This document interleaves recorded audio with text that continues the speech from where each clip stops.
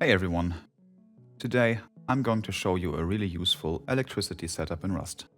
A daisy chain system for charging batteries one after another.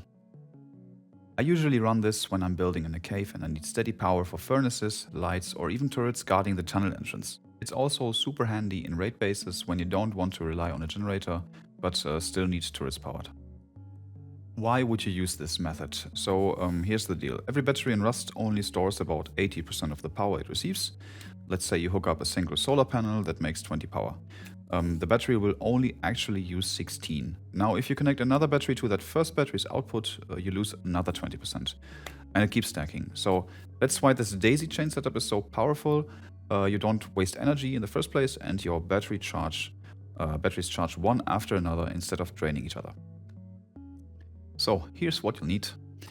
You need a root combiner to bring all your energy sources together, a branch for each battery you want to charge, plus one extra branch, making it, in this case, 3, and 2 memory cells, 1 per battery, and finally the AND switch.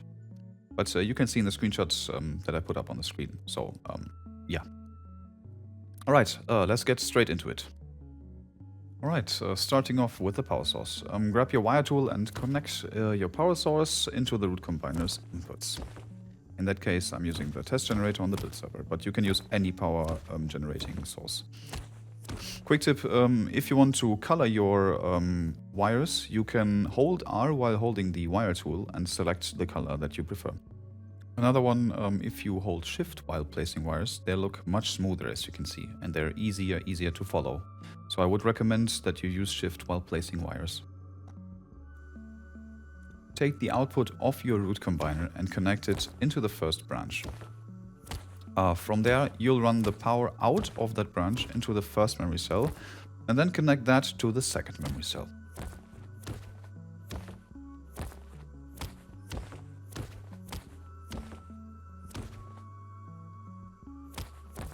Now hook the second memory cell into input B of your AND switch.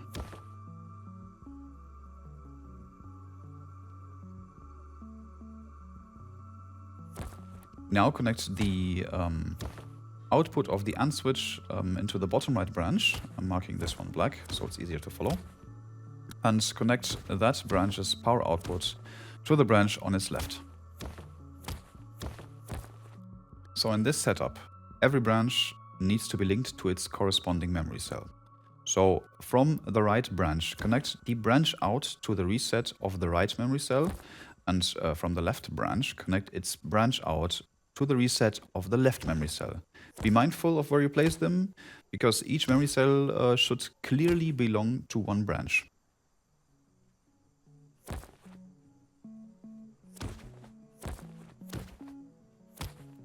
So for this case, I'm using a small battery and a large one. So we take the inverted output of the first memory cell, I colored it purple, and connect it to the first battery's input. And for that, you have to do the same with the second memory cell, of course. In this case, I'm using orange for the large battery. And then you can see that the small battery is charging up, but the second one isn't. Now coming up with the blue wire, we need to connect the fully charged output to the set input of the first memory cell.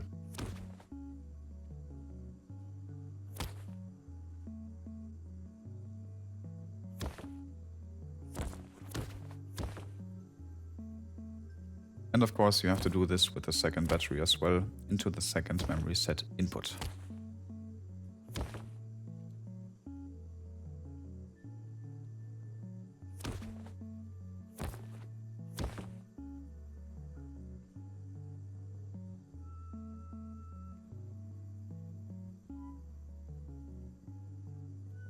Alright, so now the last step is to connect the branch out of the first branch that you put up the wall, I colored it green, to the input A of the AND switch. And I forgot to mention one thing. You have to set up the branch that you put up first to the value 2, and the branches underneath the memory cell need to be set up to the value 1. So now you can see everything is connected properly, and the first battery is charging and the second one isn't. So I will show you the end result in a few seconds. Now it's in the last moments for charging up fully, and now we should see that the second battery started charging. Also, you can see if it's wired up correctly, if the second memory cell that should be connected to the second battery is showing the red light under the green one. For the finale, I built the same setup for 6 batteries in a row, so you can see this is working on a bigger scale as well. This time I added more generators into the root combiner just for the funsies, but I kept the same color scheme as before, so it's easier to follow. And the only changes I did, instead of orange coloring for the battery input wires, I switched to white. I unfortunately forgot to connect the output of the first memory cell to the second one, but things like that happen in life, right? So yeah, that's the daisy chain battery charging setup in Rust. It's simple and efficient, and it saves you from wasting power. If you want to have a look on that later without watching the video again, I made a Rustrition I/O circuit, so I will drop the link down below in the description. If you got any questions or ideas, let me know in the comments. I try to read everything, and if you enjoyed this tutorial, a follow and a like really helps out, of course. Yeah, thank you for watching, and see you in the next one.